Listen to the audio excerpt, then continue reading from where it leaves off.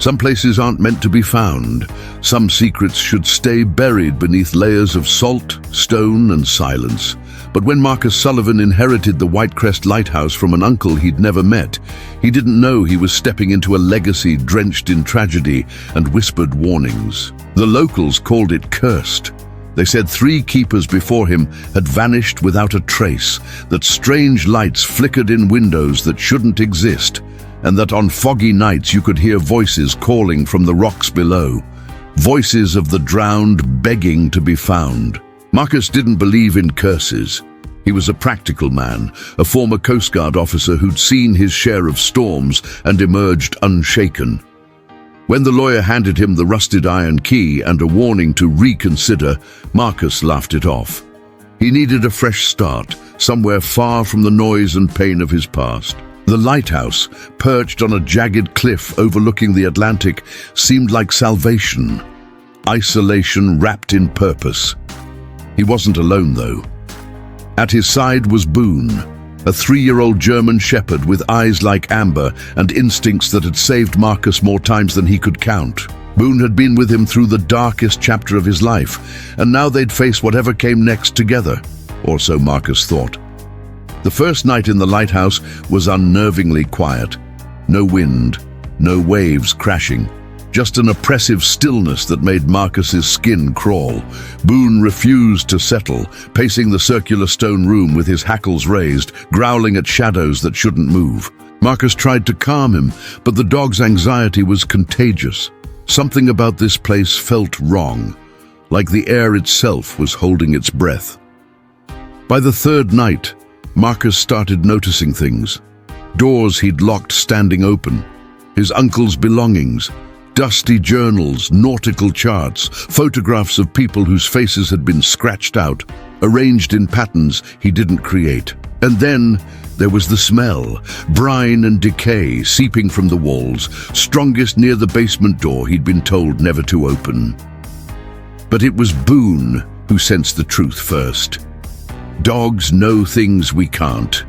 They see beyond the veil of what we choose to ignore. And when Boone began digging frantically at the basement's threshold, whining in a pitch that made Marcus's blood run cold, he realized his uncle's warning wasn't superstition. It was survival. What Boone discovered beneath that lighthouse would unravel everything Marcus thought he knew about his family, about the string of vanished keepers, and about the true reason the locals stayed away. Some doors, once opened, can never be closed again, and some truths demand to be witnessed, no matter how terrible they are. What do you think is hidden in that basement, and where are you watching this from? Drop a comment below. We'd love to hear your theories and connect with our community from around the world. Marcus Sullivan's life had been built on order and discipline. 20 years in the Coast Guard had taught him to respect the sea without fearing it, to find beauty in storms, and to trust his instincts when logic failed. But when he received the certified letter about his Uncle Silas's death and the lighthouse inheritance, instinct screamed at him to walk away. He didn't listen. The lawyer, a gaunt man named Pritchard with eyes that never quite met Marcus's, laid out the terms in a cramped office that smelled of mildew and old paper. "Your uncle was very specific," Pritchard said, sliding documents across the desk. "The lighthouse goes to you. Everything inside it. The land, the keeper's quarters, the operational equipment, though it hasn't been operational in 15 years. There's just one condition." Marcus waited. There was always a condition. "You must live there for at least 90 days before you can sell it." Your uncle insisted.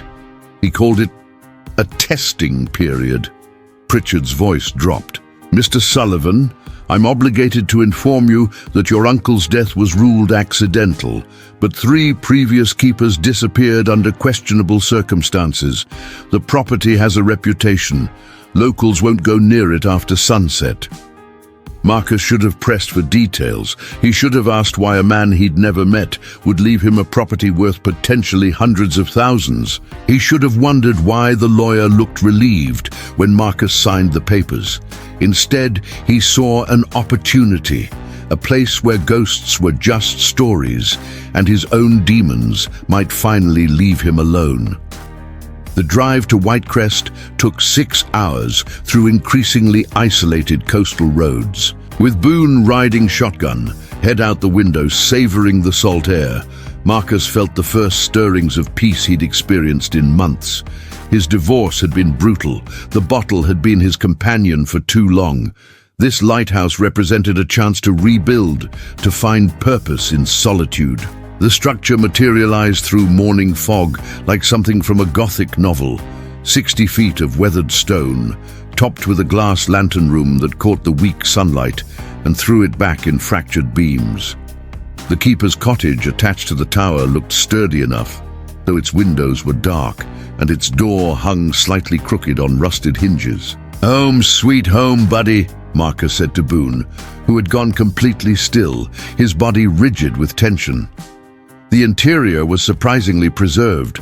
Someone, his uncle presumably, had maintained the basic structure even after the lighthouse was decommissioned.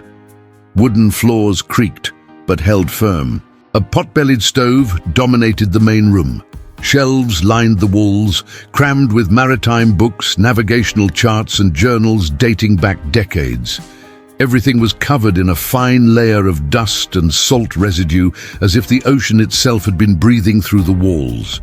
Marcus spent the first day unpacking, establishing routines, convincing himself this was a good decision. Boone explored every corner with methodical intensity, sniffing, listening, occasionally growling at nothing Marcus could see. By evening, the dog refused to eat, his attention fixed on the basement door, a heavy oak barrier secured with a padlock Marcus didn't have a key for. "What's down there? Got you spooked?" Marcus asked, running his hand along Boone's tense back. The dog whined, a sound he rarely made, and pawed at the door with increasing desperation. That night, Marcus discovered his uncle's final journal. The last entry was dated the day before Silas died. The dog was right. They all knew. The light doesn't guide ships to safety. It calls to what's below. Forgive me, Marcus. I had no one else to pass this burden to. The lighthouse must have a keeper, or it will claim the entire coast. You'll understand soon. Trust your dog. He'll sense them before you do. Marcus read the passage 3 times, his practical mind rejecting the implications even as his gut churned with dread. Around him, the lighthouse settled with groans that sounded almost like voices. And beneath it all, a smell like low tide and decay. If you're enjoying this mystery, consider subscribing to our channel. We're working toward our first 1,000 subscribers, and every subscription helps us bring you more incredible stories like this. Hit that subscribe button so you never miss what happens next. The first week passed in an uneasy rhythm. Marcus threw himself into restoration work during daylight hours, patching walls, cleaning decades of grime from windows, cataloging his uncle's extensive collection of maritime artifacts. Physical labor kept his mind occupied and his hands steady. But when dusk settled over Whitecrest, bringing with it a fog so thick you couldn't see the cliff edge 30 feet away, the lighthouse transformed into something else entirely. It started with the footsteps. Heavy boots on the spiral staircase leading to the lantern room, ascending with measured purpose around 2 in the morning. The first time Marcus heard them, he grabbed his flashlight and investigated, finding nothing but empty stairs and the wind whistling through cracks in the stone. Boone refused to follow, instead positioning himself at the base of the stairs, hackles raised, growling at the darkness above. Just the building settling, Marcus told himself, then immediately felt foolish for needing the reassurance. Buildings didn't settle in patterns. They didn't climb stairs. The photographs bothered him more. His uncle's collection showed generations of lighthouse keepers, their families visiting dignitaries. Dramatic shipwrecks captured from this very cliff, but someone had methodically scratched out faces in dozens of images, leaving only torn paper where eyes and mouths should be. The violence of it, the deep gouges through photographs that must have meant something to someone. spoke of desperation or madness. Marcus found a pattern in the defaced images. They all featured people standing near the basement door, as if whoever scratched them out wanted to eliminate any record of what lay below. On the fifth night, Marcus woke to find every door in the keeper's quarters standing open, not just unlocked, wide open, as if someone had walked through the entire cottage, opening them systematically. His bedroom door, which he distinctly remembered locking, the closet, the door to the tower, the bathroom, all gaping into darkness. Only one remained sealed, the basement door, its padlock gleaming as if recently polished. Boone was awake too, sitting rigid in the center of the main room, staring at the basement entrance with an intensity that made Marcus's skin prickle. The dog hadn't barked. He'd simply watched, waiting for something to emerge.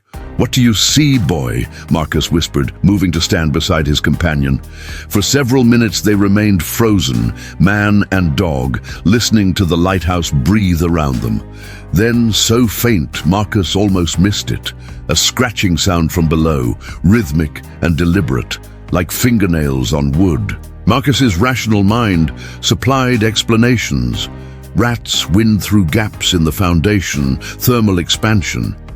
But his gut knew better. Something down there wanted attention. Something was aware of their presence and making itself known. The smell intensified over subsequent days, concentrated near the basement, but seeping into every room. Salt and rot and something older, like stone, that had absorbed centuries of seawater and death. Marcus tried airing out the cottage, burning sage he found in his uncle's supplies, even scrubbing floors with bleach. Nothing helped. The smell was embedded in the bones of the building. Boone's behavior deteriorated further.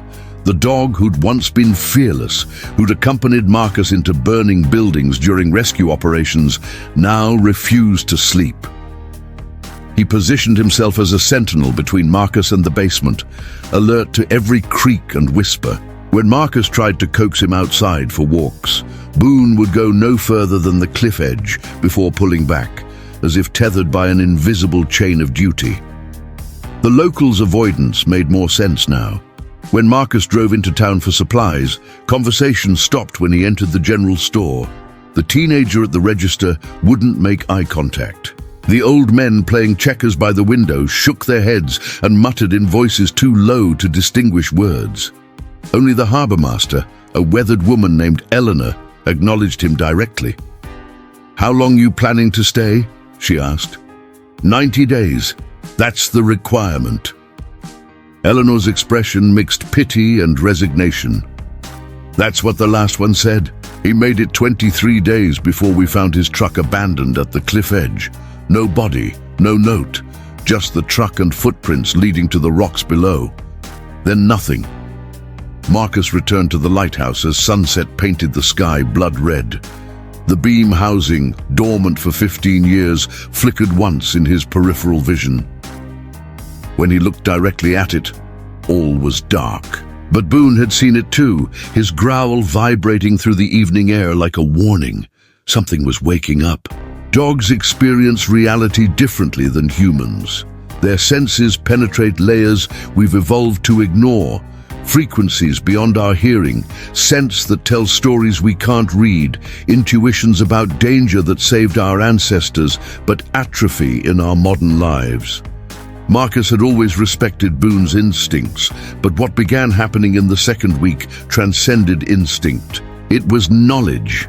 The dog knew something Marcus couldn't see, and that knowledge was driving Boone to the edge of canine sanity. It started with the focused attention.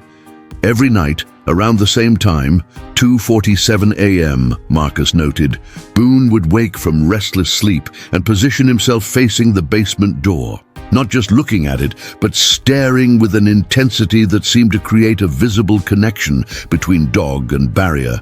His ears would swivel, tracking sounds Marcus couldn't hear. His nose would work the air, processing scents that made his lips curl back from his teeth.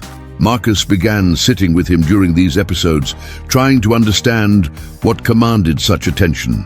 In this suffocating silence of deep night, with fog pressing against windows and the lighthouse groaning around them. He sometimes caught fragments of what Boone sensed, a rhythm from below. Not quite breathing, but regular, purposeful. The scratch of movement against stone. And once, unmistakably, a voice, barely more than a whisper, calling a name he couldn't quite make out. "Show me," Marcus would say to Boone, gesturing toward the basement. But the dog refused to approach closer than 10 feet. His body language communicated absolute certainty. That door must remain closed. Whatever lived below couldn't be confronted, only contained. During daylight, Boone exhibited behaviors Marcus had never witnessed. The dog began guarding objects seemingly at random, placing himself between Marcus and certain books in his uncle's collection, growling when Marcus tried to examine specific photographs, even blocking access to drawers in his uncle's desk. At first, Marcus found it annoying, but when he forced the issue and opened a drawer Boone was protecting, he understood. Inside were letters addressed to previous lighthouse keepers, all marked, "Return to Sender." His uncle had tried to warn them, Marcus realized, tried to tell them what waited in the darkness below, what responsibility they were inheriting. None had listened. They dismissed the letters as the ravings of a superstitious old man, and one by one, they'd vanished. Boone also started displaying protective behaviors that bordered on obsessive.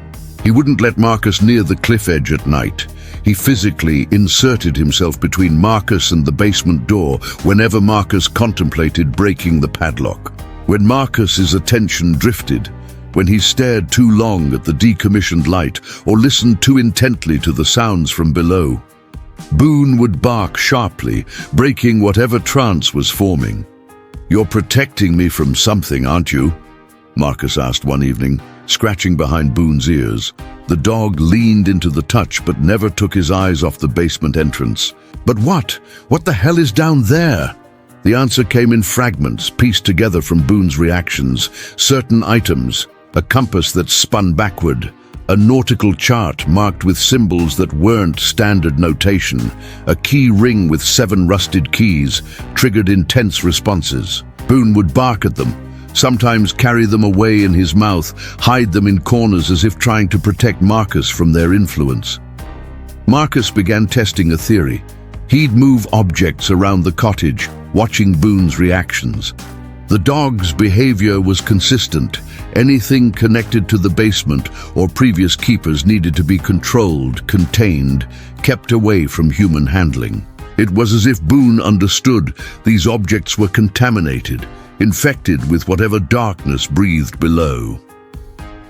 The most disturbing moment came when Marcus discovered wet paw prints leading from his bedroom to the basement door, prints he hadn't heard Boone make. Following them backward, he found more prints returning to his bedside, where Boone slept. The dog had been checking the door during the night, maintaining a vigil, while Marcus slept vulnerable and unaware. "How long have you been doing this?" Marcus asked, his voice catching.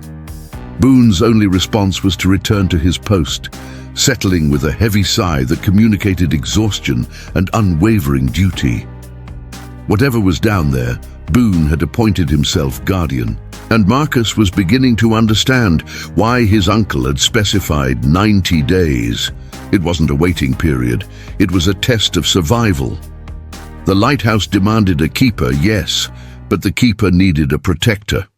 Without Boone, Marcus would have already been lost to whatever called from the depths. The question was, how long could even the most loyal dog hold back the darkness? On day 17, Marcus found the key, not through methodical searching or clever deduction, but because Boone brought it to him, carried it in his mouth from somewhere Marcus hadn't thought to look, and dropped it at his feet with a finality that said, "The time has come." It was an old skeleton key, green with corrosion, attached to a leather cord that had long ago rotted through. Where Boone had hidden it, or found it, the dog wouldn't indicate. He simply sat back, watching Marcus with those amber eyes, waiting for the inevitable. "You want me to open it?" Marcus said, not quite a question. Boone didn't respond, didn't need to. The dog's entire body radiated tense anticipation like a soldier waiting for battle to commence. Marcus examined the basement door in daylight, the key heavy in his palm. The door itself was unusual for a coastal building. Thick oak reinforced with iron bands, the kind of construction meant to withstand hurricanes or worse. The padlock was modern, something his uncle had added, but beneath it Marcus could see scratches around the lock mechanism, gouges in the wood, evidence of previous keepers trying to break through. They'd wanted in. Marcus's stomach tightened at the implication. Something below had called to them, commanded them, until they'd fought their way past barriers meant to protect them. "Whatever's down there," Marcus addressed Boone, "you've been guarding me from it, but you're also showing me this key. Why now? What changed?" The dog's gaze shifted to the window, to the ocean beyond. Marcus followed the look and felt his breath catch. The tide was unnaturally low, exposing rocks and reef structures that should have been underwater. The kind of extreme low tide that happens maybe once a decade, the kind that revealed what the ocean usually kept hidden. Understanding clicked into place. Boone wanted him to see what was below, but only when the tide wouldn't allow anything to escape. Only when whatever lived in the basement couldn't reach the water, Marcus made preparations. He charged his heavy-duty flashlight, grabbed his Coast Guard knife, and wrote a detailed note explaining his intentions, leaving it on the kitchen table with instructions to contact Eleanor if he didn't return. Boone watched these preparations with approval, tail wagging once slowly. "All right," Marcus said, fitting the key to the padlock. "But you're coming with me. I'm not facing this alone." The lock opened with surprising ease, as if it had been waiting. Marcus removed it, took a breath, and pulled the door open. A wave of cold air rushed out, not the musty staleness of a closed room, but the deep chill of ocean caves, carrying scents of brine and stone and something else, something organic. Wooden stairs descended into absolute darkness, the kind of black that seemed to absorb his flashlight beam rather than reflect it. Boone positioned himself at Marcus's side, not leading, not following, but moving as a unit. Together, they descended. The basement wasn't a basement at all. It was a chamber carved into the living rock, its walls running with condensation, its floor uneven and slick. Marcus's light picked out details that made no sense. Iron rings embedded in the walls at regular intervals, rusted chains hanging from them. A chair positioned to face the ocean side of the chamber. And there, in the wall itself, an opening. Not a door or window, but a natural fissure in the rock, wide enough for a person to squeeze through, leading directly to the cliff face. Boone moved toward it, hackles raised, and Marcus followed. The fissure opened into a narrow passage that descended further, following natural fault lines in the stone. They crawled, squirmed, descended in darkness that pressed like physical weight. And then they emerged into something impossible. A cathedral of natural stone, 50 feet high, hollowed out by millennia of wave action. But it was what filled the space that stopped Marcus's heart. Bones, dozens of skeletons, maybe hundreds, arranged in patterns around the chamber's floor. Human remains, some ancient, some disturbingly recent. And in the center, rising from a tidal pool that connected to the ocean below, a structure built from salvaged ship timber. A shrine, an altar, a throne. On it sat a figure in the remnants of a keeper's uniform, waiting. The figure didn't move as Marcus's flashlight illuminated it, but Boone's growl confirmed what Marcus's mind struggled to process. This was no skeleton, no remnant of the past. This was something animate, aware, and impossibly patient. "Uncle Silas?" Marcus's voice echoed off stone walls. Are you?" The figure's head tilted, and in that simple movement, Marcus saw terrible recognition. Not his uncle's consciousness, but something wearing his form, inhabiting the hollow left when life departed. When it spoke, The voice came from everywhere and nowhere, from the bones scattered around the chamber, from the water below, from the stone itself. Not Silas, not anymore. We are the chorus. We are the keepers who came before.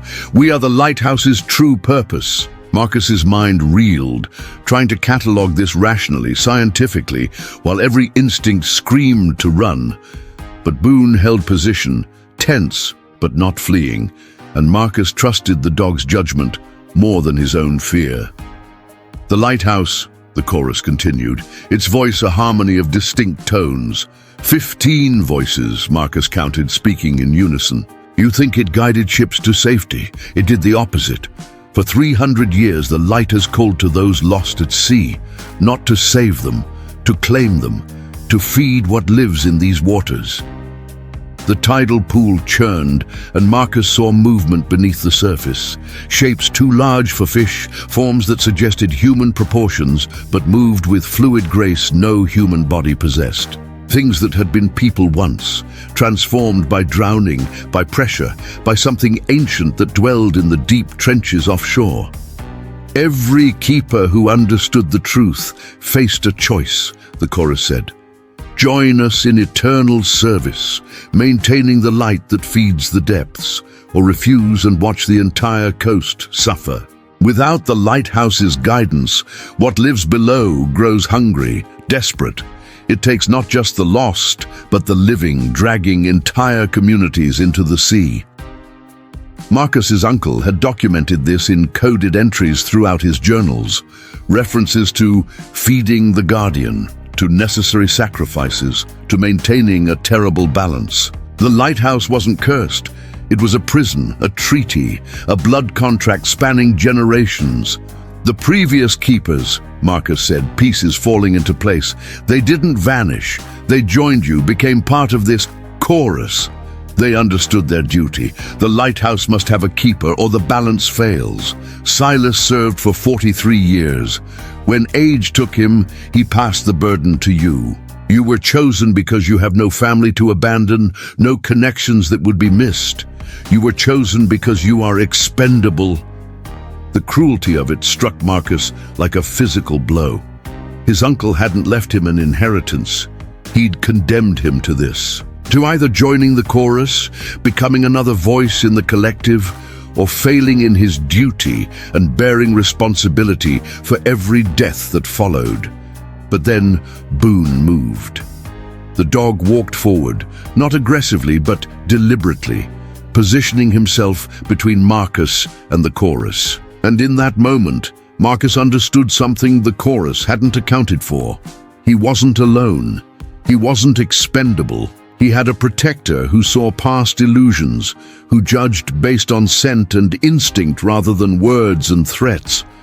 The dog, the chorus said, and for the first time Marcus heard uncertainty in their unified voice. The dog sees, the dog knows. This is unexpected. Keepers before me didn't have Boone, Marcus said, confidence building. They faced this alone, broke under the weight of it. But I'm not alone, and I think you're not as powerful as you want me to believe. The chorus leaned forward, his uncle's face contorting into something barely human. The lighthouse must have a keeper. Then I'll keep it, Marcus said. But on my terms. No more feeding the depths, no more sacrifices. The light stays dark. The chorus screamed. All 15 voices in disharmony, a sound that shook loose stones from the ceiling and sent waves crashing against the chamber walls. The shapes in the tidal pool thrashed, agitated, hungry. But Boone didn't flinch, and neither did Marcus. Because he'd realized the truth. The lighthouse didn't control the keeper controlled the lighthouse. And with that knowledge came power, the power to break a 300-year cycle. The path forward became clear in the chaos of that moment. The chorus needed the lighthouse operational, needed the light calling to lost souls, needed the cycle to continue. Marcus's refusal was a weapon, but one that required careful wielding. Starving what lived below might endanger the coast, but feeding it ensured continued horror. There had to be a third option. a way to satisfy the ancient bargain without perpetuating mass death. Marcus spent the next 2 days above ground, researching his uncle's archives with new understanding. Silas hadn't just been documenting the lighthouse's dark history. He'd been searching for a solution, a way to break the cycle without catastrophic consequences. His notes referenced maritime legends, ancient treaties between coastal communities and sea entities, precedents for renegotiating terms with what he called the guardian below. The key was in the original lighthouse construction. The first keeper, a man named Jeremiah Cross, hadn't built the lighthouse to feed the guardian. He'd built it to contain something, to channel its hunger into controlled manifestations. Over generations, subsequent keepers had corrupted the purpose, found it easier to sacrifice others than risk their own souls. But Jeremiah's original beacon design was different. Instead of calling to the lost, it had warned them away, protecting both the innocent and keeping the guardian satiated through natural deaths, those who drowned by accident, not lured to their doom. The distinction was crucial. The guardian didn't require murder. It required acknowledgement, respect, and the bones of those already claimed by the sea. Marcus found blueprints for the original lens configuration, carefully hidden in a hollowed-out book. Changing the light's pattern would be technically challenging but possible. The real question was whether the chorus would allow it and whether the guardian would accept new terms. Boone seemed to approve of this research direction, remaining calm as Marcus worked, only alerting when Marcus needed rest or when the sounds from below grew particularly insistent. The dog had become more than a companion. He was a partner in this negotiation, a witness whose presence gave Marcus courage. On the 21st night, with the lens reconfigured and a new pattern programmed, Marcus returned to the chamber with Boone.